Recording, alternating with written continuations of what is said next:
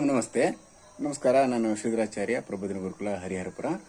ಎಲ್ಲ ಗೋಭಕ್ತರಿಗೆ ನಮಸ್ಕಾರಗಳು. ಬರುವ ದೀಪಾವಳಿ ಹಬ್ಬ ಸಮಯದಲ್ಲಿ ಗೋಭಕ್ತರು ಎಲ್ಲರೂ ಸಹ ನಾವು ಈ ಗೋವಿನ ಸೆಗಣಿಯಿಂದ ಮಾಡುವಂತಹ ದೀಪವನ್ನು ನಾವು ಮಾಡ್ಕೊಳ್ಬಹುದು. ಅತ್ಯಂತ ಸರಳವಾಗಿ, ಸುಲಭವಾಗಿ, ಕಡಿಮೆ ಖರ್ಚಿನಲ್ಲಿ ದೀಪವನ್ನು ಮಾಡಲಿಕ್ಕೆ ಸಾಧ್ಯ ಇದೆ. ಗೋಮಯ ದೀಪ ಹಚ್ಚೋದು ಅತ್ಯಂತ ಸರ್ವಶ್ರೇಷ್ಠ.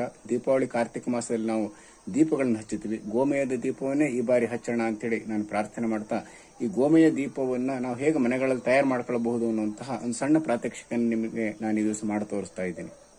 ನಾನು ನೋಡಿ ಒಂದು 100 ಗ್ರಾಮ್ನಷ್ಟು ತಾಜಾ ಸಗಣಿಯನ್ನು ತಗೊಂಡಿದ್ದೇನೆ. ಹಸುವಿನ, ಅದನ್ನು ವಿಶೇಷವಾಗಿ ನಮ್ಮ ದೇಶೀಯ ಹಸುವಿನ ಸಗಣಿ ಇದು ಶ್ರೇಷ್ಠ ಮಾಡಲಿಕ್ಕೆ. ಬೇರೆ ಸಗಣಿ ಅಷ್ಟು ಚೆನ್ನಾಗಿ ಬರೋದಿಲ್ಲ. ತಾಜಾ ಸಗಣಿಯಿಂದ 100 ಗ್ರಾಮ್ ತಗಷ್ಟು ಅದನ್ನು ನಾನು ಚೆನ್ನಾಗಿ ಕಲಸ್ಕೊಳ್ತಾ ಇದ್ದೀನಿ. ಈ ಸಗಣಿಯನ್ನ ನಾನು ಈಗ ಚಪಾತಿ ಹಿಟ್ಟು ಕಲಿಸ್ತಾರಲ್ಲ ಆ ರೀತಿಯಲ್ಲಿ ನಾನು ಇದನ್ನ ಚೆನ್ನಾಗಿ ಕಲಸ್ಕೊಂಡಿದ್ದೀನಿ.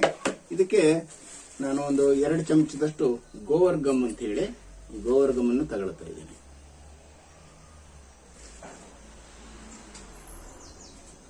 ಒಂದು 100 ಗ್ರಾಮ್ಗೆ 1.5 ಚಮಚದಷ್ಟು ಗೋವರ್ಗಮ್ ಬೇಕಾಗುತ್ತೆ. ಅಕಸ್ಮಾತ್ ನಮ್ಮ ಹತ್ರ ಗೋವರ್ಗಮ್ ಇಲ್ಲ ಅಂತ ಹೇಳಿದ್ರೆ ಮುಲ್ತಾನಿ ಮಿಟ್ಟಿ ಸಿಗತ್ತಲ್ಲ, ಮುಲ್ತಾನಿ ಮಿಟ್ಟಿ ಪುಡಿಯನ್ನು ಸಹ ನಾವು ಬಳಸಬಹುದು.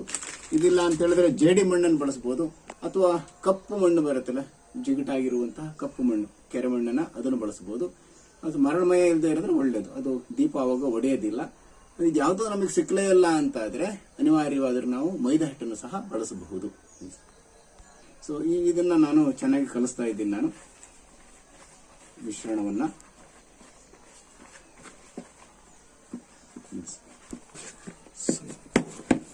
ಈ ಮಿಶ್ರಣವನ್ನು ನಾನು ಚೆನ್ನಾಗಿ ಮಿಶ್ರಣ ಮಾಡ್ಕೊಂಡೆ.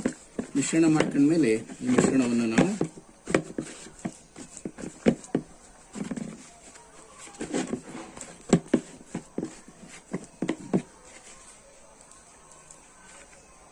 ಇದನ್ನ ಸಣ್ಣ ಉಂಡೆಯಾಗಿ ಮಾಡ್ಕೊಳ್ಬೇಕು.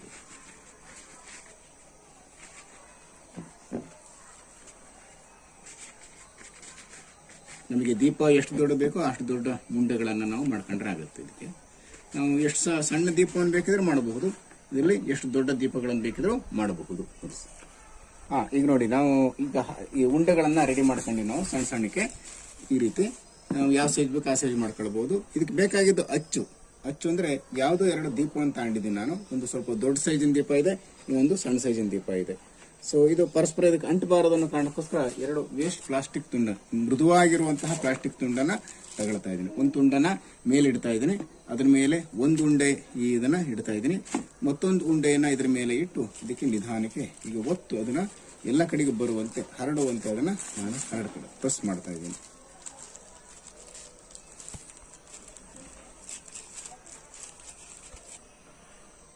ಈ ರೀತಿ ಒಳಗಿಟ್ಟು ಸ್ವಲ್ಪ ಪ್ರೆಸ್ ಮಾಡ್ಕೊಳ್ತಾ ಇದ್ದೀನಿ. ಪ್ರೆಸ್ ಮಾಡಿದ ಮೇಲೆ ಈ ಸಣ್ಣ ಹಣತೆಯನ್ನ ಇದ್ರ ಮೇಲೆ ಇಡ್ತಾ ಇದ್ದೀನಿ. ನಾನು ಇಟ್ಟು ಇದನ್ನ ಮೃದುವಾಗಿ ಒತ್ತೀನಿ. ತುಂಬಾ ಜೋರ ಒತ್ತದ ಬೇಡ, ತಡ ಎಲ್ಲ ಅಗಲ ಆಗ್ಬಿಡತ್ತೆ, ಕೆಳಗೆ ಗಟ್ಟಿ ಬರೋದಿಲ್ಲ. ಹಾಗಾಗಿ ಮೃದುವಾಗಿ ಇದನ್ನ ಒತ್ತುತ್ತಾ ಇದ್ದೀನಿ. ಒತ್ತಿ ಇದನ್ನ ನಿಧಾನಕ್ಕೆ ಮೇಲೆತ್ತೀನಿ. ಸೊ ಎತ್ತಿದ ಮೇಲೆ ಈ ಮೇಲಿನ ಕವರನ್ನ ತೆಗಿತಾ ಇದ್ದೀನಿ. ಸೊ ಅದಾದ್ಮೇಲೆ ಇದ್ರ ಕೆಳಗಿನ ಹಣತೆಯನ್ನು ಸಹ ಕೆಳಗಿಡ್ತಾ ಇದ್ದೀನಿ. ಸೊ ಈಗ ನೋಡಿ, ನಮಗೆ ಈ ಅಚ್ಚಿನ ರೀತಿಯಲ್ಲಿ ನಮಗೆ ಈ ಹಣತೆ ರೆಡಿ ಆಯಿತು. ತೋರಿಸಿ. ಈ ರೀತಿಯಾಗಿ ರೆಡಿ ಆಯಿತು. ಇದನ್ನು ಎಷ್ಟು ದೊಡ್ಡ ಬೇಕಾದ್ರೂ ಮಾಡ್ಬೋದು, ಎಷ್ಟು ಚಿಕ್ಕ ಬೇಕಾದ್ರೂ ನಾವು ಇದನ್ನು ಮಾಡ್ಕೊಳ್ಳಿಕ್ಕೆ ಬರುತ್ತೆ. ಸ್ವಲ್ಪ ಆಳ ಬೇಕು ಅಂದ್ರೆ ಇದನ್ನ ಒಳಗೆ ಗುಂಡಿ ಒತ್ತಿದ್ರೆ ಆಯ್ತು. ಇದು ಸ್ವಲ್ಪ ಒತ್ತಿದಾಗ ಆಳ ಬರುತ್ತೆ. ಸೊ ನಮಗೆ ಸ್ವಲ್ಪ ಎಣ್ಣೆ ಜಾಸ್ತಿ ಹಿಡಿಯುವಂತೆ ಮಾಡಬಹುದು. ಇನ್ನೊಮ್ಮೆ ಮಾಡಿ ತೋರಿಸ್ತಾ ಇದ್ದೀನಿ. ಇದು ಪುನಃ ಇನ್ನೊಂದು ಹಣತೆ ತಗೊಂಡಿದ್ದೀನಿ. ಈಗ ಒಂದು ಸಣ್ಣ ಕವರ್ ಇಟ್ಕೊಂಡಿದ್ದೀನಿ. ಸ್ವಲ್ಪ ಸಿಗಣಿಯನ್ನು ಇಡ್ತಾ ಇದ್ದೀನಿ. ಅದರ ಮೇಲೆ ಇನ್ನೊಂದು ಸಣ್ಣ ಕವರ್ನ ಮುಚ್ಚುತ್ತಾ ಇದ್ದೀನಿ. ಈ ಮೇಲಿನ ಹಣತೆಯಿಂದ ಇದನ್ನು ಒತ್ತುತ್ತಾ ಇದ್ದೀನಿ. ಲೈಟಾಗಿ ಒತ್ತಿ ಇದನ್ನ ತೆಗಿತಾ ಇದ್ದೀನಿ. ಕೆಲವೊಂದ್ಸತಿ ಇದರಲ್ಲಿ ಶೇಪ್ ಬರಲ್ಲ, ಆಗ ತೋರಿಸ್ತೀನಿ ನಾನೀಗ ಶೇಪ್ ಬರದೇ ಏನ್ ಮಾಡಬಹುದು ಅಂತ. ಈಗ ನೋಡಿ, ಸ್ವಲ್ಪ ನಮಗೆ ಈ ಕಡೆ ಅಗಲ ಬಂತು, ಈ ಕಡೆ ಇದು ಬಂತು. ಸೊ ಇದನ್ನ ನಾವು ಬೇಕಾದ್ರೆ ದೊಡ್ಡ ಹಣತೆಯನ್ನ ಬೇಕಾದ್ರೆ ನಾವು ಮಾಡ್ಕೊಳ್ಳಿಕ್ಕೆ ಬರುತ್ತೆ. ಈಗ ಪುನಃ ಇದ್ರ ಮೇಲೆನೆ ಇದನ್ನಿಟ್ಟು ಈ ಕೆಳಗಿನ ಹಣತೆಯನ್ನು ಮೇಲಿಡ್ತಾ ಇದ್ದೀನಿ. ನಾನು ಮೇಲಿಟ್ಟು ಇದನ್ನ ಒತ್ತುತ್ತಾ ಇದ್ದೀನಿ.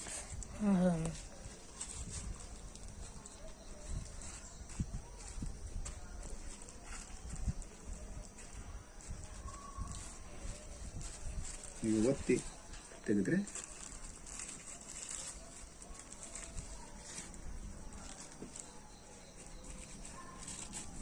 ಈ ರೀತಿಯಾದ ಹಣತೆ ತಯಾರಾಗುತ್ತೆ. ಇದು ಸ್ವಲ್ಪ ದೊಡ್ಡ ಹಣತೆ ಆಯ್ತು. ಇದು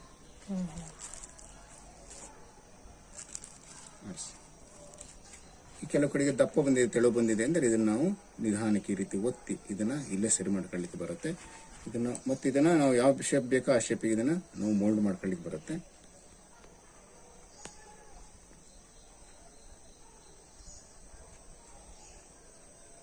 ನಮಗೆ ಬೇಕಾದ ಆಕಾರಕ್ಕೆ ಇದನ್ನ ನಾವು ಮಾಡ್ಕೊಂಡು ಹೀಗೆ ಒಣಗಿಸ್ಲಿಕ್ಕೆ ಇಡಬಹುದು ನಾವು. ಅದೇ ರೀತಿ ಇನ್ನೊಂದು ಉಂಡೆಯನ್ನು ಇದರಲ್ಲಿ ಇಡ್ತಾ ಇದ್ದೇನೆ. ಸೊ ಇದರಲ್ಲಿ ನಿಧಾನಕ್ಕೆ ಇದನ್ನೆಲ್ಲ ಸ್ವಲ್ಪ ಅಗಲ ಮಾಡ್ಕೊಳ್ತಾ ಇದ್ದೇನೆ, ಎಲ್ಲ ಕಡೆಗೂ ಹರಡುವಂತೆ ಸಮನಾಗಿ. ಅದಾದ್ಮೇಲೆ ಈ ಹಣತೆಯನ್ನ ಇದ್ರ ಮೇಲೆ ಇಡ್ತಾ ಇದ್ದೀನಿ. ಇದ್ರ ಮೇಲೆ ಇಟ್ಟು ಇದನ್ನ ಈ ರೀತಿ ಸಾವಕಾಶವಾಗಿ ಇದನ್ನ ಒತ್ತುತ್ತಾ ಇದ್ದೀನಿ. ಒತ್ತಿ ಅದೆಲ್ಲ ಕಡೆಗೂ ಕರೆಕ್ಟ್ ಆಗಿ ಕುತ್ಕೊಳ್ಳುವಂತೆ ಮಾಡ್ತಾ ಇದ್ದೀನಿ. ಸೊ ಇಲ್ಲೂ ನಾವು ಸರಿ ಮಾಡ್ಕೊಳ್ಬಹುದು. ಸೈಡ್ಗಳಲ್ಲೆಲ್ಲ ಎಲ್ಲ ಕಡೆಗೂ ಸಗಣಿ ಸರಿಯಾಗಿ ಬಂದಿದೆಯಾ ಅಂತ ಈ ರೀತಿ ಸರಿ ಮಾಡ್ಕೊಂಡ್ಮೇಲೆ ಇದನ್ನ ಹಣತೆಯನ್ನು ನಿಧಾನಕ್ಕೆ ತೆಗಿತಾ ಇದ್ದೀನಿ ಹೊರಗೆ.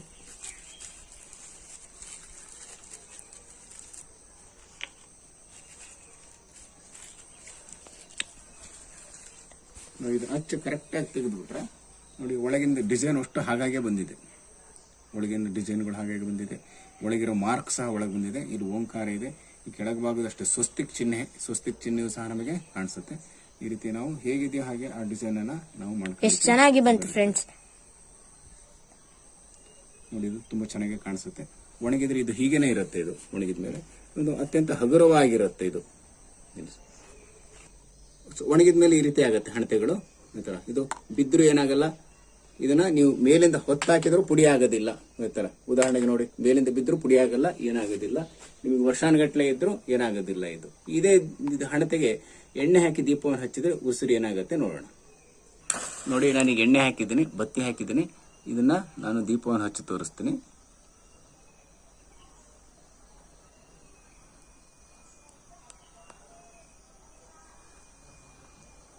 ನೋಡಿ, ಎಣ್ಣೆ ತುಂಬಾ ಏನು ಹೀರೋದಿಲ್ಲ. ನಾವಿದು ಗೋವರ್ಗಮ್ ಅಥವಾ ಮಣ್ಣನ್ನ, ಮುಲ್ತಾನಿ ಮಿಟ್ಟಿ ಮಣ್ಣನ್ನ ಅಥವಾ ಗೋವರ್ಗಮನ್ನ ಅಥವಾ ಏನಷ್ಟೇ ಜಿಗಟು ಮಣ್ಣನ್ನ ನಾವು ಅದನ್ನ ಚೆನ್ನಾಗಿ ಹಾಕಿ ಕಲಸಿದ್ರೆ ಅದು ಉರಿಯಲ್ಲ, ದೀಪ ಚೆನ್ನಾಗಿ ಉರಿಯುತ್ತೆ. ಹೆಚ್ಚು ಎಣ್ಣೆನೂ ಇದು ತಗೊಳ್ಳೋದಿಲ್ಲ. ಇದಲ್ಲ ಎಣ್ಣೆ ಅಕಸ್ಮಾತ್ ಸ್ವಲ್ಪ ಒಂದ್ಸರಿ ತಗೊಂಡ್ರು ಮತ್ತೆ ಅದನ್ನ ಹಗಲಲ್ಲ ಏನು ಎಣ್ಣೆ ಕುಡಿಯೋದಿಲ್ಲ. ಸೊ ತಳಕ್ಕೆ ನಾವು ಸರಿಯಾಗಿ ಅದನ್ನ ಕವರ್ ಮಾಡಿದ್ರೆ ಎಣ್ಣೆ ಸೋರೋದೇ ಇಲ್ಲ. ಸೋರದಿದ್ದಂಗೆ ನಾವು ಮಾಡ್ಲಿಕ್ಕೆ ಬರುತ್ತೆ. ದೀಪವನ್ನು ಚೆನ್ನಾಗಿ ಉರಿಸ್ಬೋದು. ಸೊ ಮತ್ತೊಮ್ಮೆ ನಿಮ್ಮಲ್ಲಿ ನಾನು ಕಳಕಳಿಯ ಮನವಿ, ಎಲ್ಲರೂ ಈ ಬಾರಿ ನಾವು ಈ ಗೋಮಯ ಹಣತೆಯನ್ನು ಮಾಡೋದ್ರ ಮೂಲಕ ಈ ಗೋಮಾತೆಗೆ ನಾವು ಇದೊಂದು ದೊಡ್ಡ ರಕ್ಷೆಯನ್ನು ಕೊಟ್ಟಂತಾಗುತ್ತೆ. ಅಥವಾ ಒಂದು ಸಗಣಿಯನ್ನು ನಾವು ಚೆನ್ನಾಗಿ ಬಳಸಂಗಾಗುತ್ತೆ. ಗೋ ಸಗಣಿಯನ್ನ ಲಕ್ಷ್ಮಿ ಅಂತ ನಾವು ಕರಿತೀವಿ. ಆ ಲಕ್ಷ್ಮಿಯನ್ನ ನಮ್ಮ ಮನೆಗೆ ದೀಪಾವಳಿ ಕರೆಯೋ ಸಮಯದಲ್ಲಿ ಈ ಒಂದು ಗೋಮಯ ಹಣತೆಯನ್ನು ಬಳಸೋದ್ರ ಮೂಲಕ ನಾವು ಇದನ್ನು ಆಚರಣೆ ಮಾಡೋಣ ಅಂತ ಹೇಳಿ ನಾನು ಎಲ್ಲರಿಗೂ ಈ ದೀಪಾವಳಿ ಸಂದರ್ಭದಲ್ಲಿ ಶುಭಾಶಯವನ್ನ ಕೋರ್ತಾ ಇದ್ದೀನಿ. ಎಲ್ರಿಗೂ ಧನ್ಯವಾದ. ಎಲ್ಲರೂ ಈ ಗೋಮಯ ಹಣತೆಯನ್ನ ದಯವಿಟ್ಟು ನೀವು ಮನೆಗಳಲ್ಲಿ ತಯಾರು ಮಾಡಿಕೊಂಡು ಇದನ್ನು ಬಳಸಿ.